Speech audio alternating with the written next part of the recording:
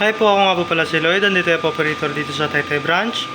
Last week po, ginamit po ito ng 6 na araw na may 402 meters na naran. Ito naman po yung aking printer head. Ito naman po yung aking capping na may 90% good condition po. Next po, head clean. Press lang natin yung clean.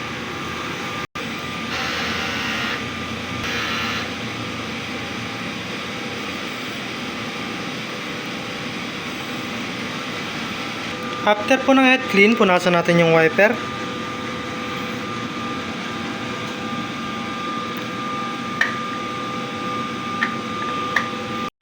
Pagkatapos po, nozzle test. Press lang natin yung test.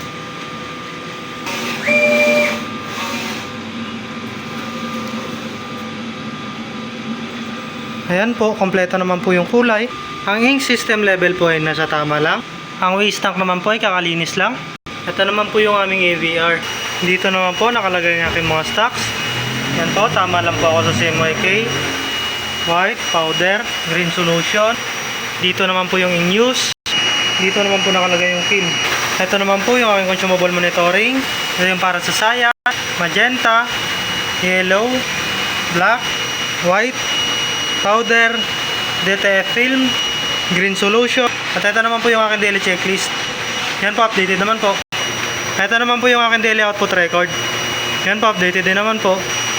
Yan lang po, marami pong salamat.